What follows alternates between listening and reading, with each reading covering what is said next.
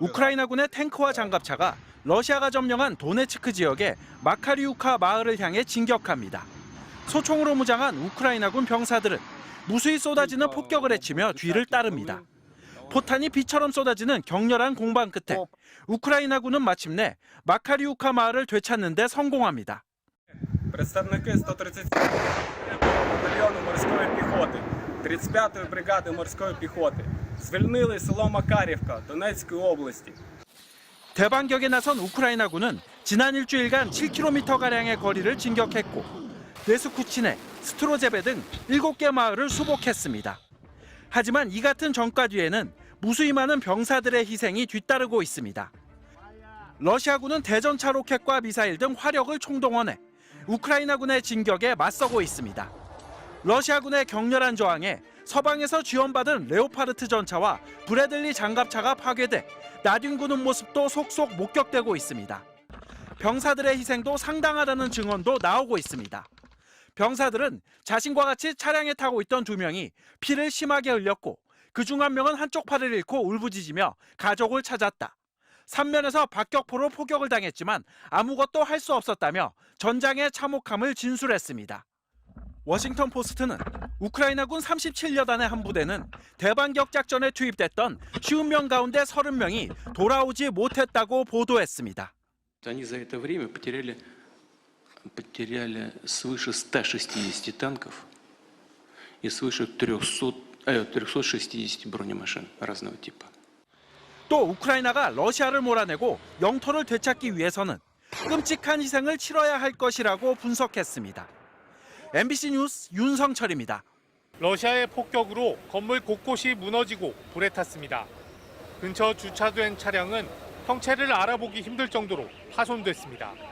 러시아가 현지 시간으로 13일 우크라이나 중부 크리비리흐시에 공습을 가했습니다. 이번 공습으로 지금까지 10여 명이 숨지고 25명이 다쳤다고 우크라이나 당국이 밝혔습니다. Попередньо було 6 ракет, враження в 5 об'єктів, всі об'єкти цивільної інфраструктури, будинок, склад. 공격 직후 젤렌스키 우크라이나 대통령은 러시아 살인자들이 주거 건물과 평범한 도시 시민을 상대로 전쟁을 계속하고 있다고 비난했습니다.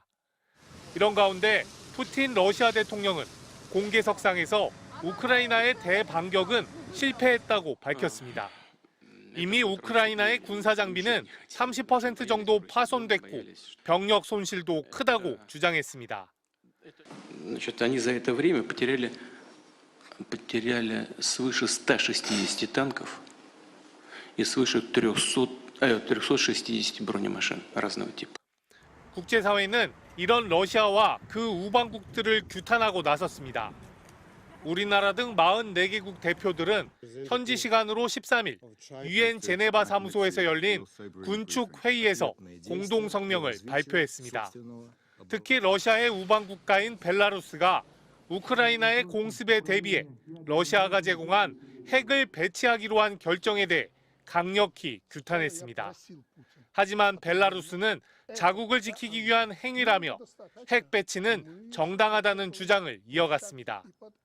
우크라이나 전쟁이 격화하는 상황에서 러시아의 핵무기까지 해외 배치가 임박함에 따라 국제사회의 안보 위기감은 더욱 커지는 양상입니다. MBC 뉴스 박진준입니다. 무장한 우크라이나 군인들이 도네츠크주 스트로제베 마을로 들어갑니다. 처참하게 부서진 건물을 배경으로 우크라이나 국기가 활짝 펼쳐집니다.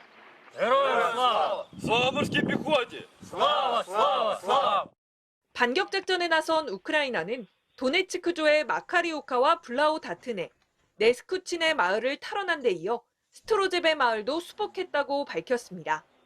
Хата за хатою почали звільняти село. Приблизно було знищено порядка 50 осіб особового складу ворога і 4 рашистів було взято в полон. 며칠 동안 우크라이나가 탈환한 4개 지역은 비교적 작은 마을이지만 도네츠크주 초격전지인 바흐무트로 연결되고 러시아가 점령 중인 마리우폴에서도 약 95km 떨어져 있어 전략적 가치가 있습니다. 우크라이나군은 또 바흐무트를 겨냥한 공세도 이어가고 있습니다.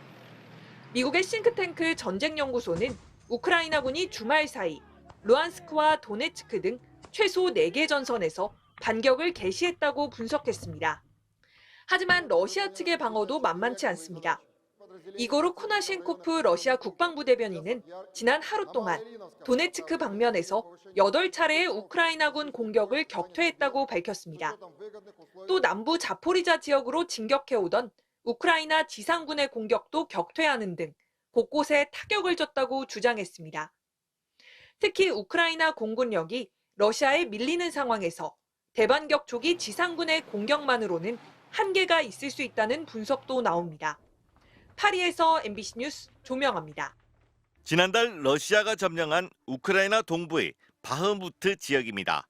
녹색 평원 한쪽의 나무 숲속에서 포탄이 떨어지자 시커먼 연기가 피어오릅니다. 이 일대에 주둔 중인 러시아군 야전 탄약고를 폭파했다며 우크라이나 군이 공개한 영상입니다. 월스트리트저널 등 주요 외신은 우크라이나 군이 현지 시간 8일 자포리자주와 도네츠크 등 동남부에서 대규모 반격 작전을 시작했다고 일제히 보도했습니다. 900km가 넘는 동부 전선을 따라 우크라이나의 동시다발 대반격 작전이 사실상 시작됐다는 겁니다. 교전지에서는 독일산 전차와 미국산 장갑차, 프랑스산 보병 전투 차량도 목격됐습니다. 모두 러시아가 점령지에 설치한 방어선을 뚫기 위해 필요하다는 판단에 따라 서방이 지원한 무기들입니다. 우크라이나군은 러시아의 보급선 역할을 해온 크림반도를 고립시키는데 화력을 집중할 걸로 보입니다. 젤렌스키 대통령은 힘든 전투가 벌어졌지만 반격 작전이 성과를 내고 있다고 말했습니다. Наші оборонні дії, активні дії, наші здобутки на передовій. 반면 푸틴 러시아 대통령은 우크라이나 군의 대반격이 시작됐지만 전선 어디에서도 목표를 달성하지 못했다고 정반대의 주장을 내놨습니다.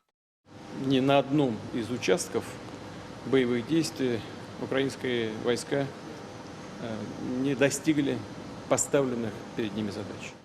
이런 가운데 푸틴 대통령은 루카셴코 벨라루스 대통령을 만난 자리에서 다음 달 7일과 8일이면 벨라루스에 전술 핵무기 관련 시설 준비가 완료된다고 말해 전술핵 배치가 임박했음을 시사했습니다. 우크라이나의 대규모 반격 작전에 대해 아직까지 어느 쪽이 우위를 점하고 있는지 판단하긴 어렵다고 외신들은 전했습니다. 다만 이번 영토 탈환전이 향후 전쟁의 방향을 결정할 주요 전환점이 될 걸로 안보 전문가들은 보고 있습니다. MBC 뉴스 정동훈입니다.